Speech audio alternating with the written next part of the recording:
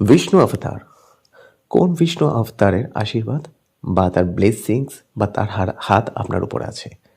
দেখুন, নবাংশাকে বলা হয় হচ্ছে ভাগ্যাংশা, যেটা সূর্য এবং চন্দ্রের ক্যালকুলেশনে আসে। আমি কোনোদিন ভিডিও বানালে আমি ক্যালকুলেশনটা বানাবো। সূর্য এবং চন্দ্রের বোথ ক্যালকুলেশনে আসে হচ্ছে নবাংশা, যেটাকে ভাগ্যাংশা বলা হয়, যেখান থেকে আপনার ডেস্টিনি, আপনার ফরচুন আসে।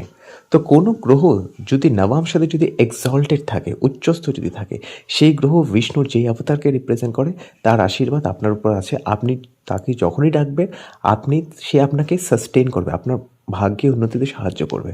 যদি আপনার নবমসাতে যদি সূর্য, রবি যদি এক্সল্টেড উচ্চস্থ যদি থাকে, তাহলে ভগবান শ্রীরামের আশীর্বাদ আপনার উপর আছে।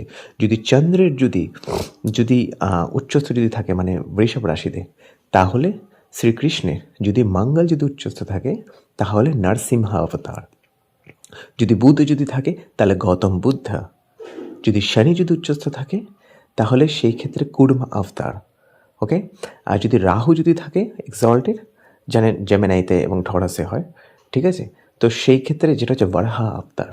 যদি কেতু যদি থাকে, তাহলে মৎস্য অবতার। যদি শুক্র যদি উচ্চস্থ থাকে, তাহলে পরশুরাম অবতার। এগুলো হচ্ছে বিষ্ণুর এক একটা অবতার, যেটা প্রত্যেক গ্রহের সাথে রিলেটেড থাকে। আমি যদি কোনো ভুলে যাই, আমাকে কমেন্ট করবেন, আমি রিপ্লাই করে দেবো। দেখুন কোন গ্রহ নবমসাতে উচ্চস্থ আছে, সেই গ্রহের বিষ্ণু অবতার আপনার সাথে সবসময় আছে। তার ফটো যদি আপনি নিয়ে রাখেন আপনার ফোনে, ঠিক আছে, তাকে যদি ওয়ার্শিপ করেন, তাকে যদি ডাকেন, আপনি ভালো রেজাল্ট অবশ্যই পাবেন।